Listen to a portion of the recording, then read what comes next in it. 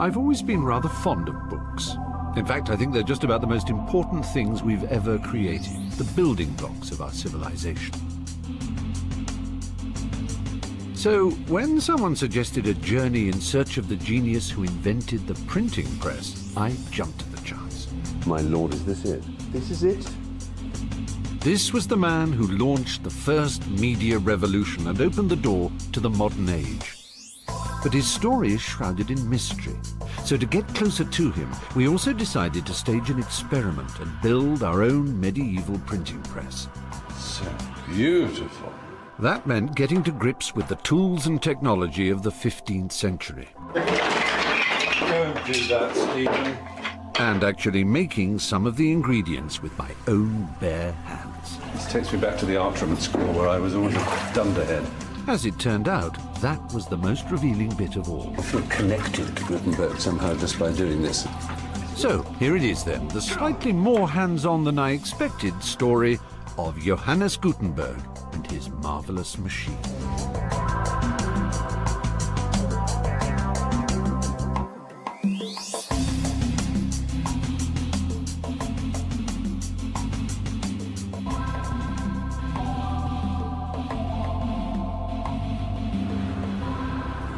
Well, if you're anything like as old as me, you may well remember this, the John Bull printing outfit, made in England. This was where I got my first experience of how printing works, really. And simple as it is, these little rubber bits here tell you all you need to know about printing with movable type. You've got ink. Ooh, there it is. Oh, I'm going to get my fingers dirty already. There are lots of different letters, and you can rearrange them in any way you want onto one of these, which I think is called a form. And then when you print out, it's exactly the same every time. You can have hundreds, thousands, millions of pages that are identical. And there we are. Of course, the point about it being movable type is that I can move these letters into any order, make another word, not unlike Scrabble. So I'm going to mess around. What am I going to get? There we are. So how is it took mankind so long to bring together these simple elements into one machine that could make books? The breakthrough was made by a man called Johannes Gutenberg more than 500 years ago. His printing machine was the most revolutionary advance in technology since the invention of the wheel. And we're still living with its consequences today, as you can see here in the basement of the British Library, where they hold a copy of every book published in English. You know, there are 14 miles of shelves here. There are another 8 miles added every year as 3 million new books come on stream in British. And above me, all the readers demanding their books have little idea that there's this labyrinth of shelves here. It was the invention of the printing press which started all this, making mass production of books possible for the first time in history. Within a few years, there were millions of them in circulation. And as they traveled, they carried their precious cargo of new ideas or theories, philosophy or propaganda to every part of Europe and beyond, sowing the seeds for that great cultural blossoming we call the Renaissance. The fruit of Gutenberg's work can be seen all around us, but it's more important than that. For everything that our culture and our civilization depends on starts with Gutenberg's invention. And this was his calling card, one of the first and finest books created using his new machine. To the modern eye, the Gutenberg Bible opens a window onto a vanished world of monks and monasteries. But when it first appeared in the 1450s, it was viewed not as a reminder of the past, but as a signpost to the future, glittering proof that a new information age was dawning in Europe, fueled by the power of the printed word. I want to find out how and why Gutenberg invented his machine. To answer the how question, I'm planning a unique experiment.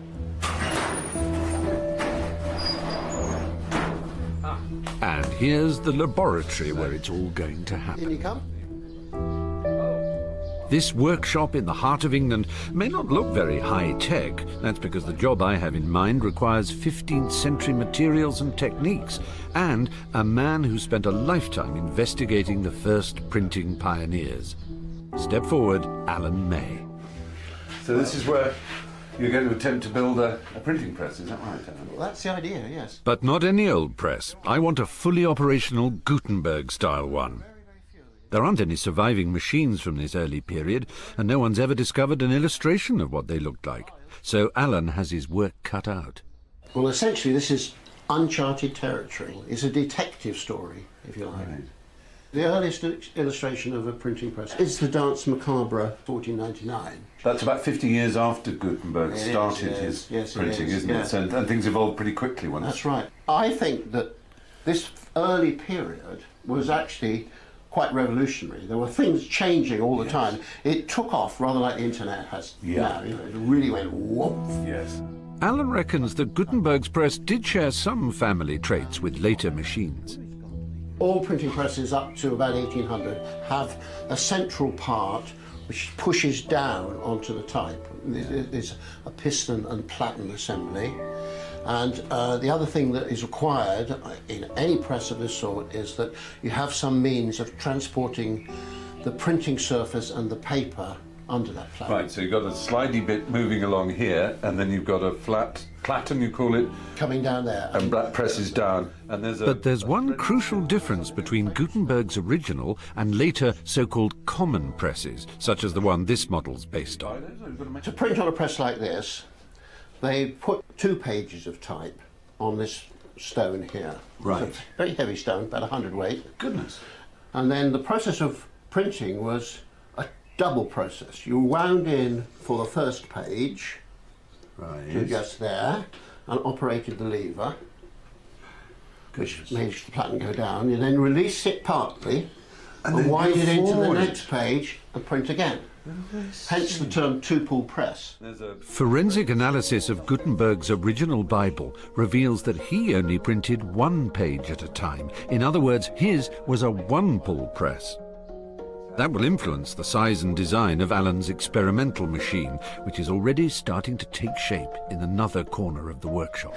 Right, here we go. Now, what if you pass me the mallet and chisel? Oh, Lord, yes, here we go. Woodwork was never my strongest subject at school, but no one seems to have told Alan that. The trick is to not use the whole width of the chisel. Right. To use as just about a third of it, so that enables you to steer it. Better to be shallow than too steep.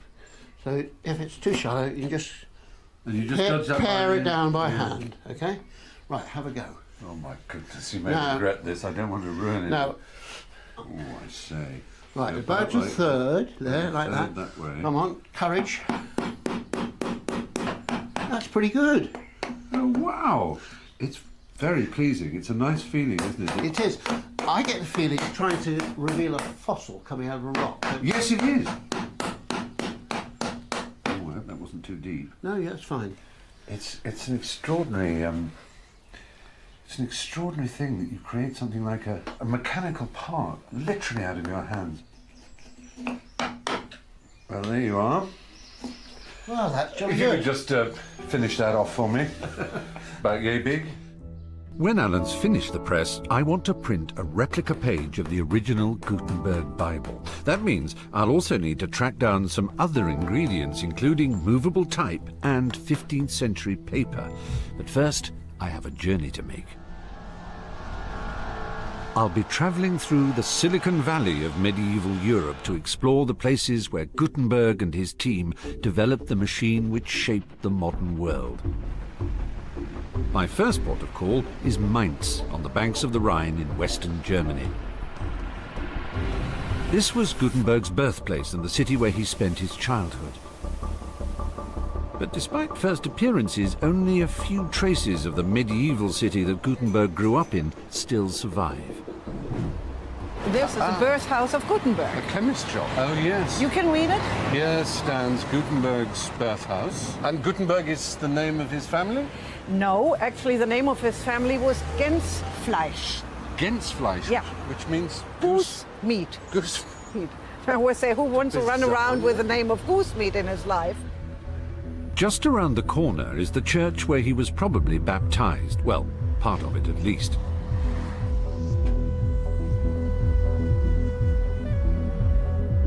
Mainz was heavily bombed in the Second World War, so the medieval remains of St. Christopher's are now bolstered by some post-war concrete.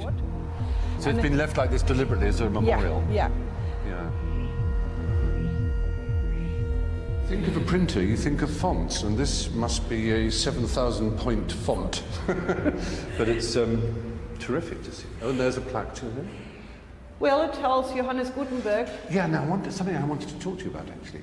Mainz, the city of Mainz proclaimed in the year 2000 that it was his 600th anniversary, so they think he was born in 1400. Well, that was decided on publicly, actually 1900, when they made already the same fuss about this centennial at this time, and then they decided Gutenberg was born 1400. But the exact date is somewhere between 1397 and 1404. Well, I have to say I slightly agree with the city of Mainz. I think 1400 is a good year to describe his birth, not because it's a round number, but because it's actually the year that Geoffrey Chaucer died in England. Oh. So it was the end of one age, if you like, the age of the medieval writer, and the beginning of a new age, the early Renaissance. There's very little evidence about Gutenberg's early years in Mainz. We know his mother owned some land and that his father was a merchant whose work brought him into contact with the city's goldsmiths, expert metalworkers with skills which Gutenberg would later find very useful. And it's likely that he studied at university, so he'd have come into contact with books, unlike most of his contemporaries. But that's about as far as it goes. It's like catching the occasional glimpse of a figure in a crowd, only to watch him melt away a few moments later. And even when you finally come face to face with the great man, you can't be sure you're looking at the real Mr. Gutenberg. So whether or not Gutenberg had three hands, like this one here, whether or not he looked like David Tennant as Doctor Who, or whether or not he had a beard shaped like a fish stuck to his face, one thing's certain, we don't actually know what Johannes Gutenberg looked like at all. And that gives us great scope. Perhaps he looked like you. Or me. Unlikely. He would have been burnt if he looked like me. No one knows exactly when the elusive Gutenberg first dreamed of building his printing machine. But this was a revolutionary idea in the handmade world of the 15th century. We're so used to living with printed matter every day of our lives, from the cereal packet in the morning to the book at bedtime, that it might perhaps be rather hard to imagine what the world was like before printing. So we have to come somewhere like here, this monastery, Kloster Eberbach, in a village just a few miles from Mainz, where Gutenberg grew up. And this is where not the printed word, but the written word was king.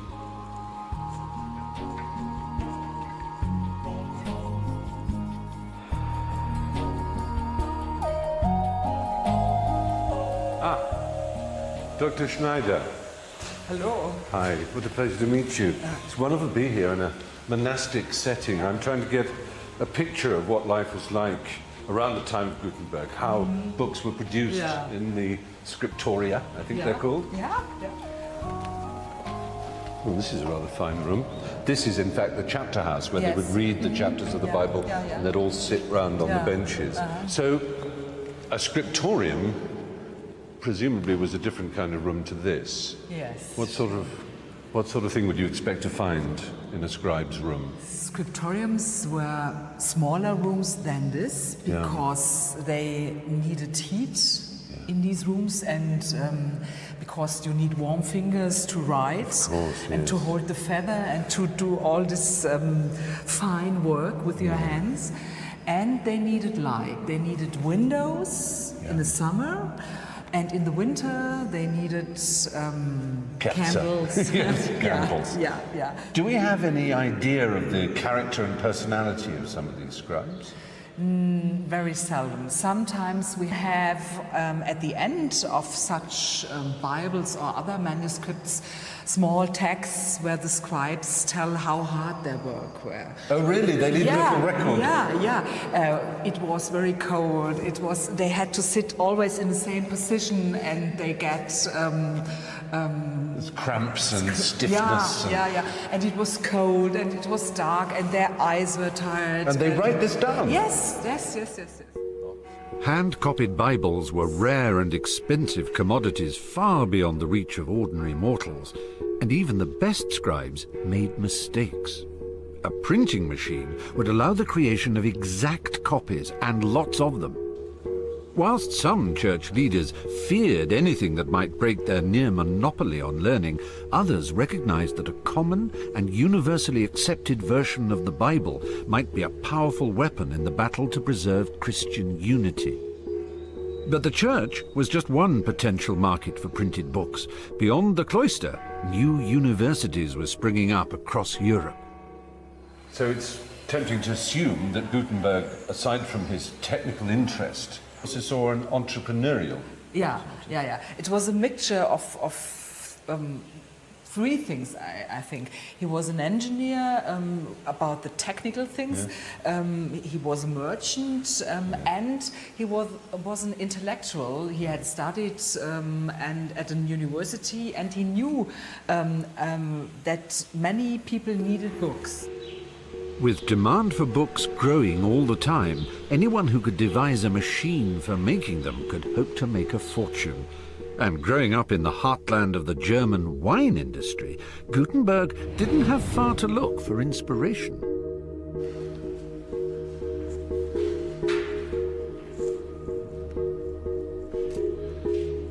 These are rather noble structures, and I think if poor old Alan back in England is trying to build a press, he's going to find it rather useful to see what these originals were like.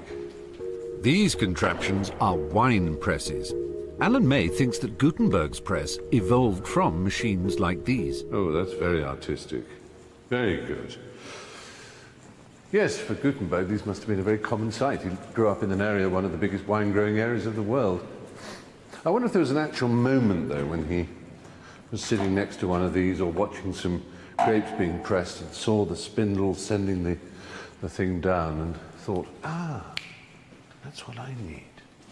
Just this, big frame with a spindle. Presses like these may have started Gutenberg's creative juices running, but to turn such a basic piece of engineering into a precision machine would be a tall order. And that was only part of the challenge he faced. The whole project would take years of experiment, and it would cost a fortune. But money didn't grow on trees in 15th century Mainz. I think it was a city of past glory. It had been very influential and very rich in the medieval times. But then in the 14th century, it came down a little bit. The plague was there 2 times, and the Black Death, yes, and the city didn't have the richness anymore. But it had been politically very influential. The archbishop had been the elector and was the primus inter pares, as we might say, of the electors. And so it was an important city in any case. In a sense, what I'm getting from you is that Mainz was a city of the past. What Gutenberg needed was a city that looked to the future. Yes, I think so. For a budding entrepreneur like Gutenberg, Mainz was no place to start a business. He would have been in his early 30s when he packed his bags and set sail down the Rhine. 2 days to the south was the city where his experiments in printing would first begin.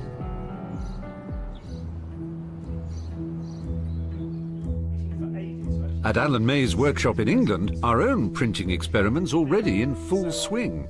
Alan's invited his fellow printing expert Martin Andrews along to show him work in progress.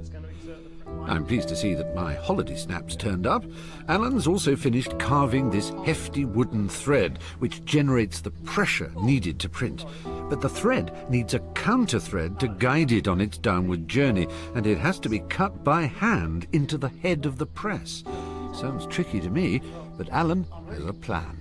It's an amazing contraption, Alan. I mean, the idea came from a guy called Hero of Alexander in something like AD 64.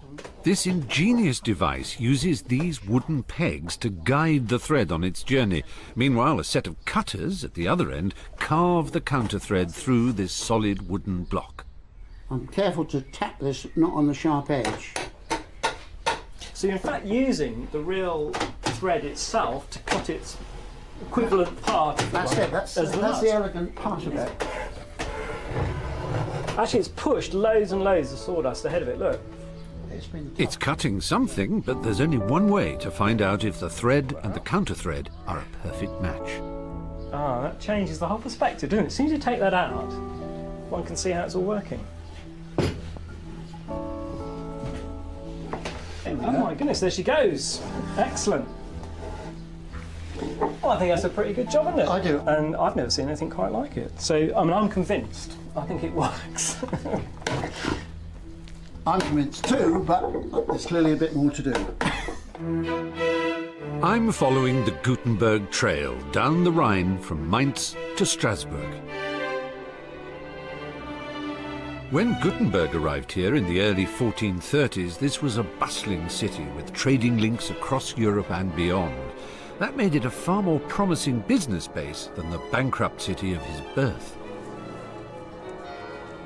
And towering above the commercial centre was the great cathedral itself.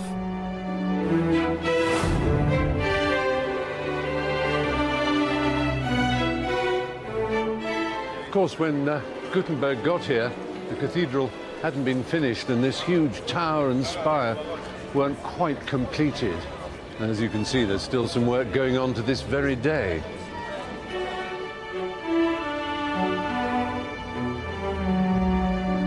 It's worth thinking about the fact that at this time, the only investments that human beings ever seemed to make were really in their future, in other words, in the afterlife. By participating in the building of these enormous structures, they were assuring their place in heaven. But around about the time of Gutenberg, we started to see the rise of a merchant class who really believed in investing in the idea of their future on Earth.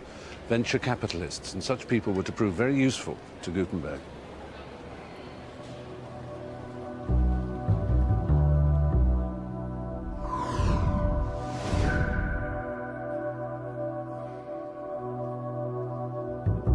The cathedral was more than the spiritual heart of the city. It also became a focal point for its dealmakers and moneymen, prototype capitalists with the cash Gutenberg needed to fund his work.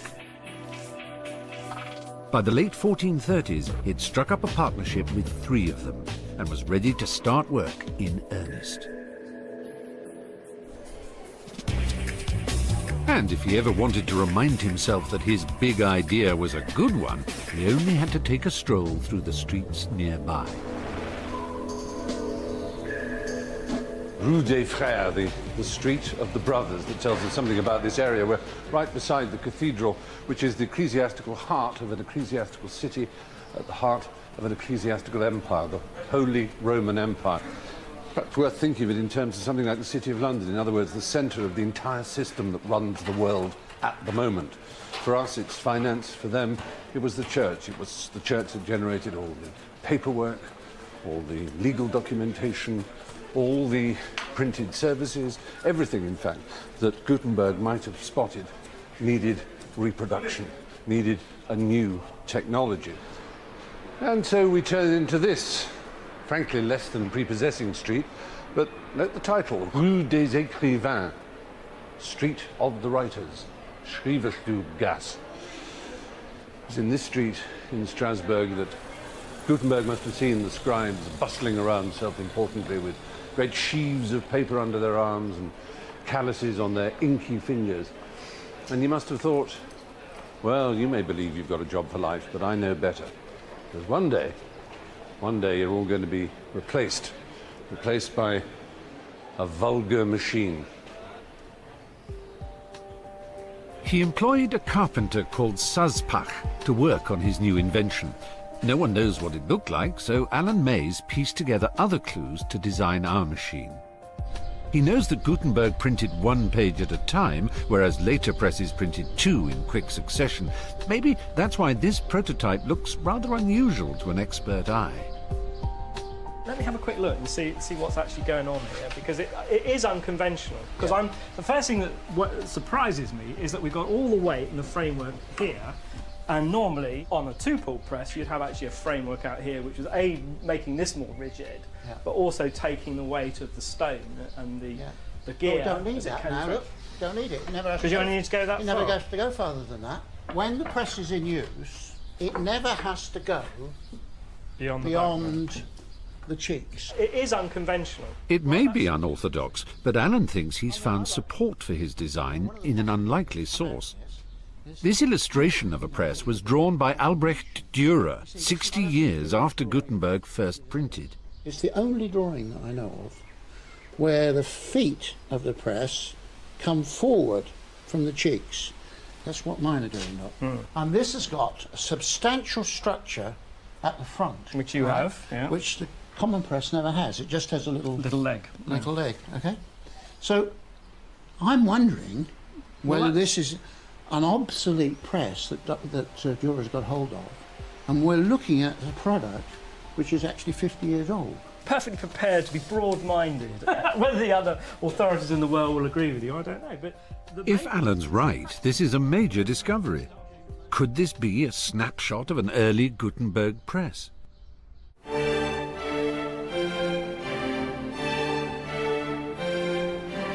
Gutenberg's team was growing. Besides the carpenter Zaspach, he'd recruited other craftsmen from the Strasbourg guilds and set them to work at his new premises. Not in the city itself, but in a hamlet downstream, far away from the prying eyes of potential competitors. Why the secrecy? Why was it necessary?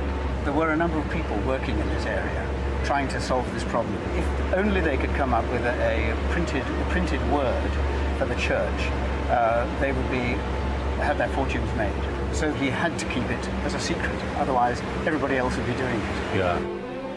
Whilst they worked in secret on the printing press, they needed a second revenue stream to keep the wolf from the door. Lo and behold, fate brought to Gutenberg a brilliant idea. This was the creation of mirrors for pilgrims coming to the pilgrimage at Aachen. Why was Aachen important? Aachen was important because there was a cathedral there, and in the cathedral were relics directly descending from Christ, supposedly. And they were on display every 4 years, and pilgrims would come from all over Europe to see the relics and receive the rays of healing that emanated from them.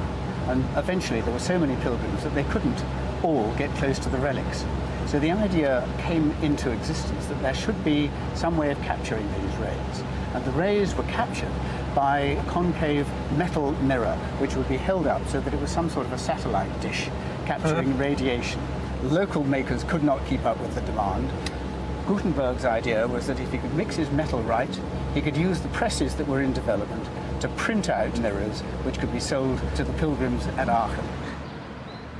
It looked like a surefire winner, but in 15th century Europe there was one thing which could usually be relied on to scupper the best-laid business plan. Black Death strikes again, and the pilgrimage is put off. Right, they would postpone a pilgrimage. Yes. For the plague. Could not, I mean, it would be a real disaster if you had 100,000 people all gathered together and you got the plague. So that means that all the investors who've been hoping for the money to come to them that year were going to have to... Yes, one of the partners died. The partnership began to collapse, leaving Gutenberg not exactly in the lurch, but struggling. This setback would have deterred a lesser man, but by now Gutenberg must have been completely possessed by his plan, so the work continued. So, Gutenberg Island. And there's a statue of him with the fish on his face again. No one knows exactly where his workshop was, but it must have been somewhere near here.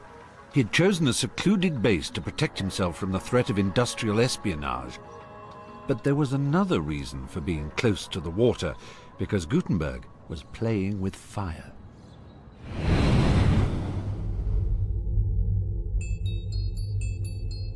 Do you remember my John Bull printing set and those rubber pieces of type? Gutenberg's plan would only succeed if he could devise a system for mass-producing individual letters which could be set and reset in any order. He went to the Guild of Goldsmiths and found a man called Hans Dunn. Together, they made the crucial technical breakthrough which made Gutenberg's brilliant idea a practical proposition. So this is a type foundry that you've created. This table is, believe it or not, a complete foundry. Right. I've asked Stan to help me make a piece of type, a single letter E, which I can use in our grand printing experiment. For the sake of authenticity, I want my letter to match the dimensions of the original font used in the Gutenberg Bible. First, we have to make a punch, a master copy of the letter we want to reproduce. After we've transferred its outline onto the tip of this steel bar, it has to be carved by hand using a file, a very sharp file. You do maybe a punch a day, 2 punches a day? So, in order to do the full set of type that Gutenberg needed for his Bible, how much work was that? Well, there are at least 270 characters, perhaps more. So, you know, given that a lot of holidays, I would imagine close to the better part of a year. A year. So if you were one of those people that had invested in this new technology, you'd be getting rather impatient. You'd be saying, now, Mr. Gutenberg, do you really need 8 different E's? Yeah. And the reason he needed different ones was obviously because it was a very elegant and harmonious look he was after. He wanted absolutely top quality. So he wanted some that were slightly wider, some that were slightly narrower, so that he could always have justified lines. Correct. Without trailing white space and Exactly. sort of ugly, Yeah. you know, bad compositing things. This is a smoke proof, a way of checking that our punch is an accurate copy of the letter we want to replicate. It looks spot on. Now, how clever is that?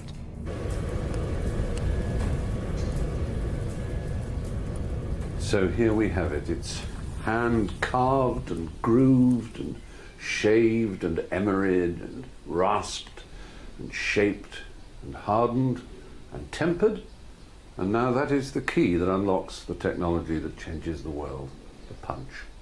Beautiful. And we made it. But what's the next stage? Well, we have to strike a matrix with that. Strike a matrix. Yeah, we're going to hammer that punch straight into that piece of copper. So it will leave an impress of the letter shape. Absolutely. The experts can't agree about how exactly Gutenberg cast letters from his molds, but Stan's theory is the most commonly accepted one. He thinks he invented something like this ingenious device. This tool in front of us is the single unique element of Gutenberg's invention.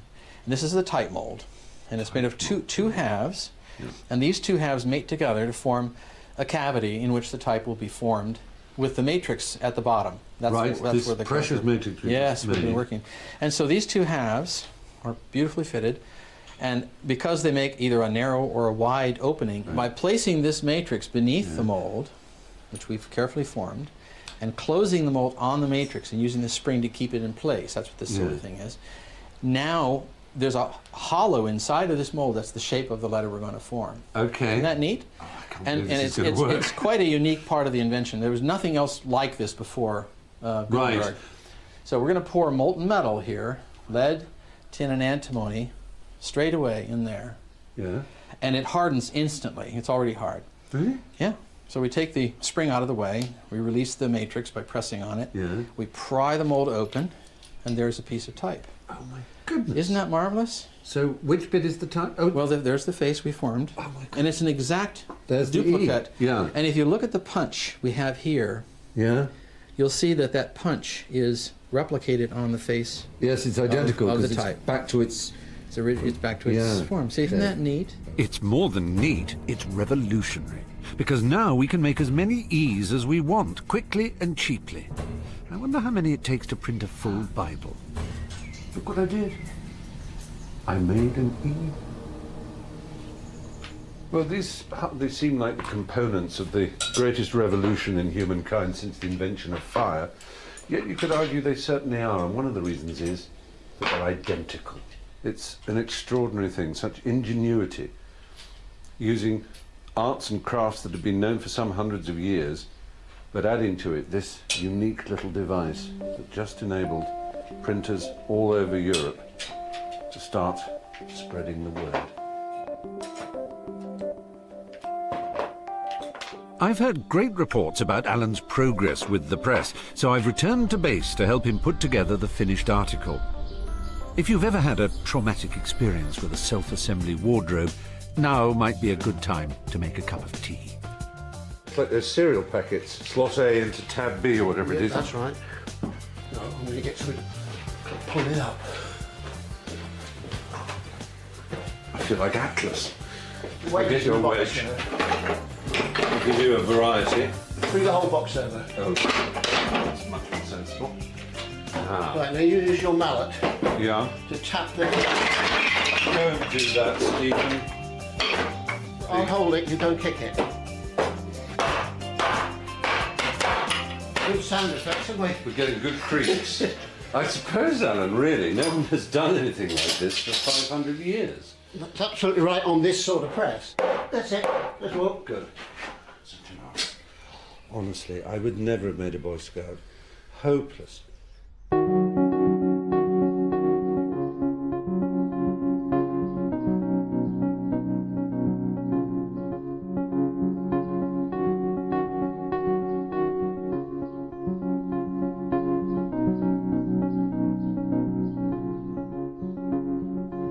You see, what I love about this is that on the one hand it's desperately simple, and on the other hand there are all these little cunning things that I would never have thought of in 100 years. And I love when Alan showed me that he was doing this double thread. You think, okay, I'll follow my finger around here and it'll go behind and surely it'll come out here, but no, it comes out there because it's a double thread, and the other one goes that way, and it's quite complicated. It screws my head quite literally. He's not sure that this is exactly what Gutenberg would have had, but it looks right, and so often that's the secret of this kind of engineering and designing, is if it looks right, feels right, then it is right. It's a most satisfactory object. Apart from anything else, wouldn't it be fun to have one in one's bedroom? You could convert it with a little wash hand basin or something, or maybe even have the mirror here at adjustable height. I'm going slightly mad now because I'm so fond of it. The one thing I, of course, can't wait to see is how it actually prints. I'm starting to share the sense of excitement Gutenberg must have felt when he was finally ready to start printing. By the late 1440s, he had moved on from Strasbourg, which had recently been terrorized by a marauding band of French mercenaries called the Armagnacs. Perhaps they were the reason that he decided to head home to Mainz. As usual, money was tight, so he borrowed some cash from a relative.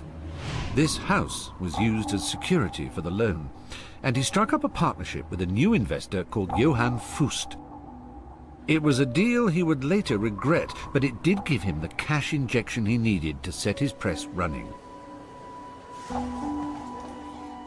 He didn't start with the Bible, far too ambitious. He road-tested the new technology on modest print jobs, like this Latin grammar book. I remember that. To show the church that his invention presented an opportunity and not a threat, he also printed documents like this papal indulgence. Now, indulgence is this wonderful Catholic way of raising money, weren't it? Quite so. It sort of reminds me of today, if you journey in an aeroplane or something, or have a very fuel inefficient car, you can offset your carbon, can't you? You can pay money to a company that offsets your carbon. It forgives you your carbon sins. Yeah. And this is a bit like the same idea. Yeah. You offset your sins, don't you? It must have been marvellous for them to have Gutenberg's new technology, because before that, of course, each one would be handwritten by a scribe. And it's not just a quick voucher, it's a lot of lines. So it was a very good way of Gutenberg showing off his new technology. Yes. I think it shows also that the church really was very interested in printing, that they did not consider it a black art, as it is said in German. They were interested because they saw all those advantages it brought to them. With church support for his magnum opus, there was just one more issue to resolve. Most high-end books in those days were written not on paper, but on something called vellum. And what was vellum made out of? It was made out of those little fellows, those pretty brown, round-eyed calves. They yielded their skins just as they yielded the rest of themselves for veal chops for the tables of the mighty. Gutenberg, who was determined that his Bible was to be nothing if not the highest possible quality, thought that he would print every Bible on the finest vellum. But either he or his business partners did some serious mathematical modelling, as it would now be called, and they quickly realised that actually only a few could be done in vellum, because a little herd like this, well, you wouldn't be out of the Old Testament. You've got those two there, we'll call them Genesis. We'll call that fellow there Exodus. You've got Deuteronomy over there, Leviticus. It would take 140 calves to provide enough vellum for just a single copy of the Bible. For a print run of 180, which is what he planned, Gutenberg would have needed a staggering 25,000 of the poor creatures. That's an awful lot of veal chops in anyone's book. There are, therefore, a few Gutenberg Bibles extant in the world which are printed on vellum, but most are printed on paper. Without a system for mass-producing paper, Gutenberg's invention would have been dead in the water.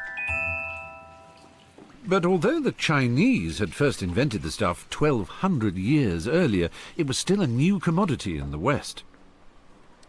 This mill at Basel in Switzerland was set up at almost exactly the same time as Gutenberg was working on his machine, and they still make paper here the old-fashioned way, not from wood pulp, but from cloth rags. Oh, that's rather satisfying.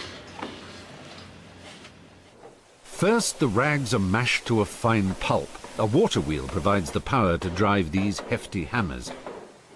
Once it's reached the right consistency, the pulp is transferred to a huge vat, which is where the fun really starts. This is going to be our paper. It seems extraordinary that these are the bits of cut-up linen that have been pounded away and they've turned into this pulp. Okay, so I better keep stirring, yes? Yes. All right. Oh, extraordinary.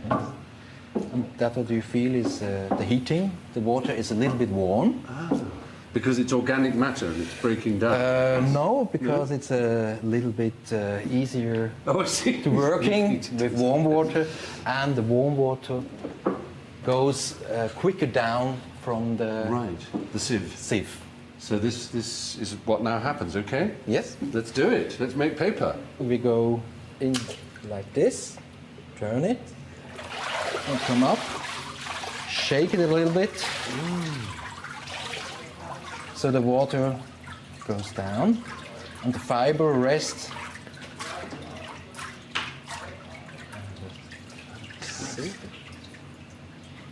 Goodness me. And so we are ready for the next. Would it be all right if I could make some paper? Yes, Do you want to show? You'll have to take over my job. And shall we swap places? Yes. This is very exciting. Okay, yeah, I better do that, wouldn't I? Right. Oh, my goodness me.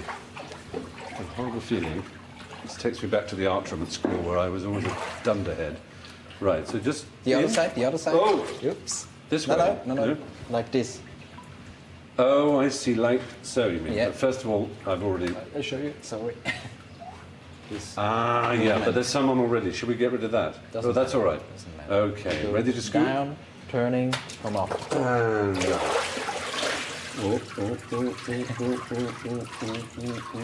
Also this side a little and bit. this piece, yeah, that way too. Oh, Okay. it's got a few white bits in, but it's not bad. Not bad. I think we... Attention. Oh, Stop it. stop it. Some paper for you, Renee? Amazing. And is it ready to take the decal? There it is. This is probably, it's always the second that goes bad. And this is a magical process. It's rather like panning for gold, isn't it? And perhaps that's not a bad analogy. Paper was like gold in medieval times. It was unbelievably valuable. And although it's quite a time-consuming process, it's a lot less time-consuming than making vellum from calfskin. I must say, I rather enjoyed this. I feel connected to Gutenberg somehow just by doing this. That's good. How do you know when it's ready? Because the ripples stop. Yes, now it's okay. Oh, that's not so good. Hang on. Okay. Not quite so good, that one. No, oh well. Put it back? Yeah, put it back. Should we put it back? And just... Turn it? Oh, turning it. Yes. Like so. Nope. Oh, I thought maybe it would go... Oh, no, it did it wrong. Here we go. Oh, like so. Yes. Oh, dear. I've ruined the place. Oh, I see. Better. Take this one. Screwed up. To make paper fit for printing is a fine art. The raw materials need to be mixed to perfection to produce the right texture and absorbency. For Gutenberg, this was the final crucial ingredient which made printing the Bible a viable business proposition.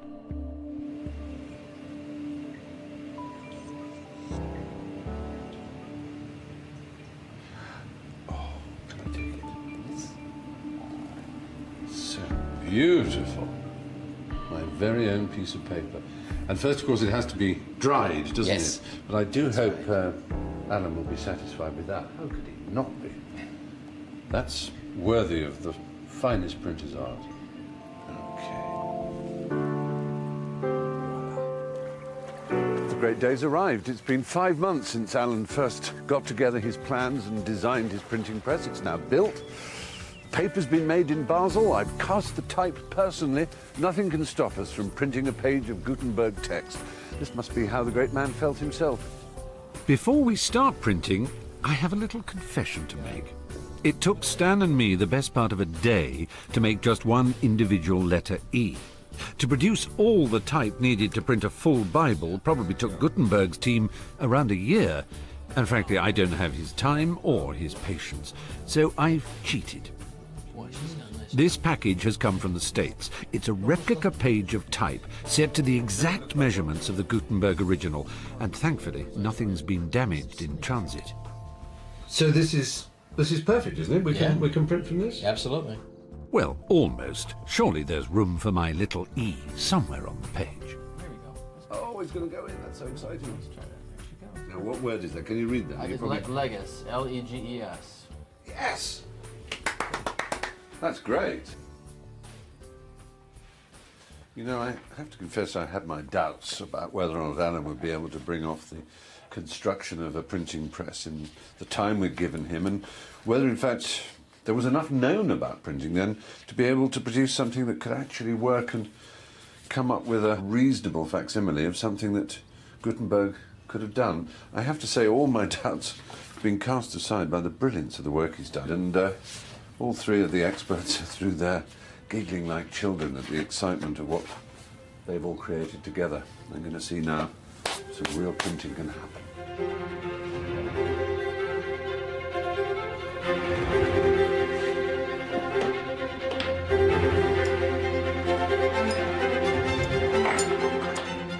Right, it's the moment of truth. Let's see how it fits.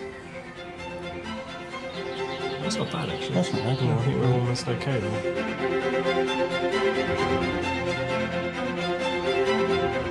Okay, right, here we go. This is the moment of truth. Oh my goodness. Wait for the creak.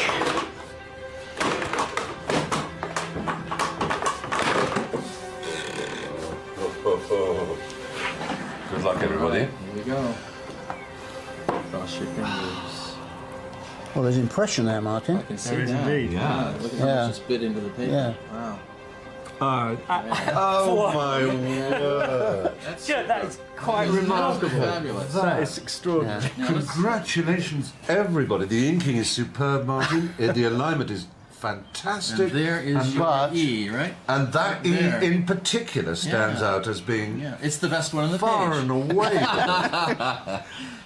Excellent job. Bravo. Ah. I am very, very pleased with that. So you should. I mean, considering it's the first one, I think that's startlingly good. Extraordinarily. Here it is. Anyway, let's do some more. Well, that's the proof of a printing press is being able to do more. As we print, the normal procedure would be that the puller, you're the puller, I'm okay? the puller, okay. It takes the sheet off, Yeah. it gives it a cursory glance, but he's got to get really ready for the next print, Right. all right? While the inker, while he's away from the press, the inker is going to be inking up again for him. Right, so it's a real assembly line. And when he comes off the inking, he checks the quality of the print that you've just done. Right, he's not proofreading it, that's all. No, he's looking to been see done. that the impression is everything's printing out. Right, and then we haven't got a bits that are too character. faint. That's right. Yeah. Okay.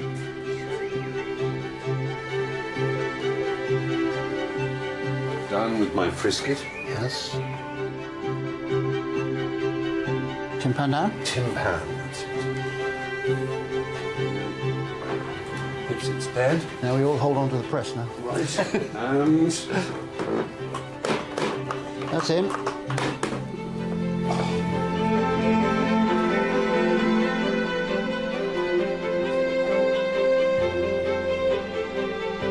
it's all right, isn't it? Super. Superb. Yeah. There you go. Pretty good. Yeah. No, I think actually that's better. Than the first It is, one. isn't it? I think the It's inking's really getting getting more and more there. even. Gutenberg's first edition of the Bible ran to 180 copies, each containing more than 1,200 pages, which had to be set, inked, and printed. Very nice. And that was just the black and white work. After they'd left the press, each page was hand-decorated by an illuminator before the whole thing was bound together to make a finished book.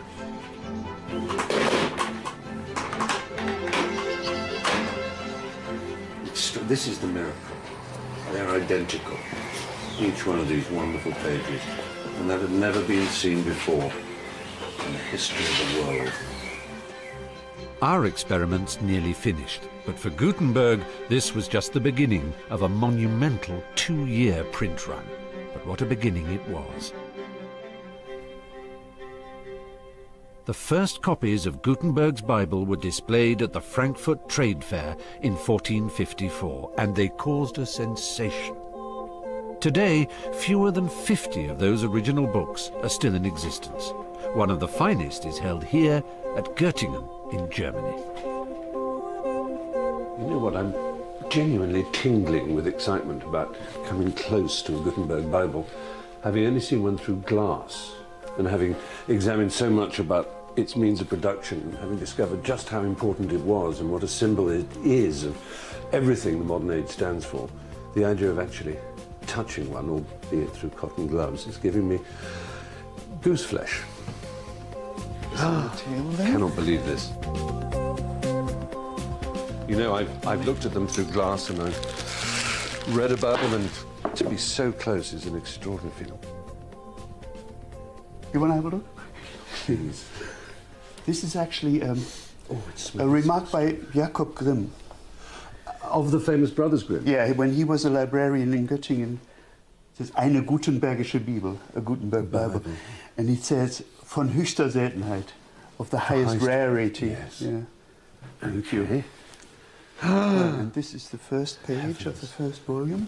Do you know what's interesting is that although the illumination and decoration and the, you call that the rubrication, don't we? Right. The red letters, literally. Although they're very beautiful, it is the typeface that really draws the eye, isn't it? Yes, I mean, people have said that it's, even at the start of this new technology, that it is also an example of perfection. In a Yes. sense, and The general view is that it's so much more beautiful than it need to have been, as it were. That is isn't it? very That true, it's, yes. It's simply, he was clearly a very driven perfectionist. yes, he uses what the scribes in the monasteries also used. He used abbreviations. That was the only way to create this right margin as clean as it is. Now there's a little hole here. What's Yeah, going on? somebody must have What a vandal. plundered this in, I don't know when this happened. You see, the illumination went up the page and somebody needed a model Right. for an illumination. So they cut it out and put it next to his manuscript and painted it off this model, which is unfortunate.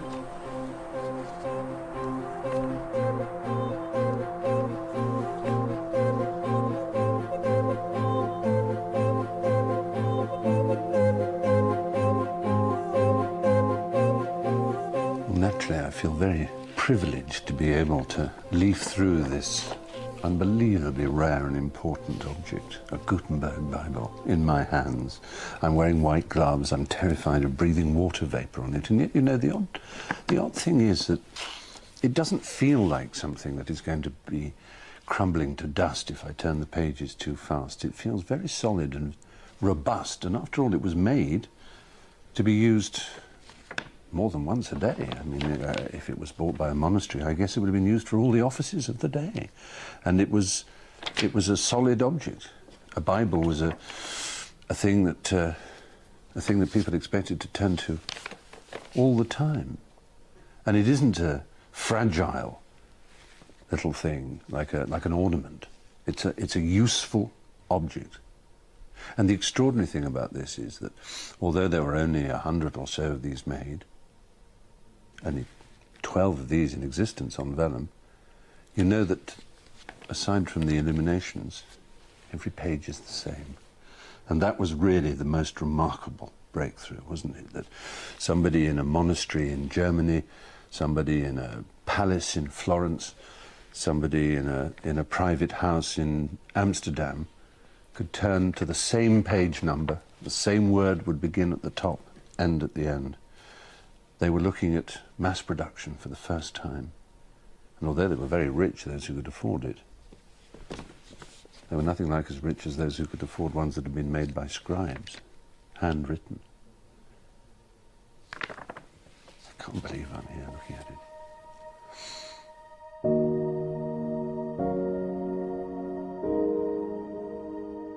I'd like to report a happy ending for the man who created this extraordinary book, but it didn't turn out quite like that. Do you remember Mr. Fust, the dragon who bankrolled the printing of the Bible? Soon after the presses started running, he asked Gutenberg to repay the money he'd borrowed. Gutenberg didn't have the cash, so he was forced to hand over all his printing equipment instead. It had taken him almost a lifetime to build his machine. Now, so soon after it had been completed, it was snatched from Gutenberg's grasp.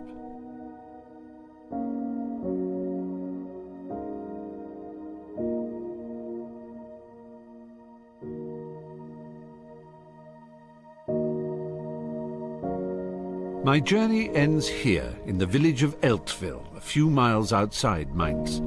Gutenberg had family roots here, and his friends helped him get back on his feet and even to set up a new printing workshop. But he never enjoyed the riches which his invention earned for his former business partner, Fust. Well, Gutenberg finally got the recognition he deserved.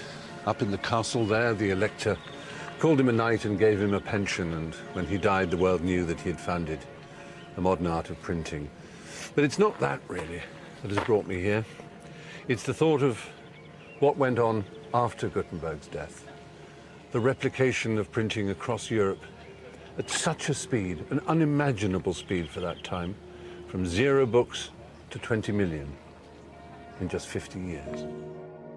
Gutenberg's technology spread across Europe like a benign virus. It gave new ideas a ticket to ride and kick-started the Renaissance.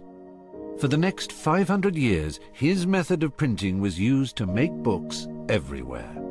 His was the machine that made us. And that art, the art of movable type printing, defines us. It's our civilization more than anything else. I can imagine a modern world without cars, I can imagine one without telephones or computers, but I cannot begin to imagine a society anything like the one we have that doesn't have the printed word.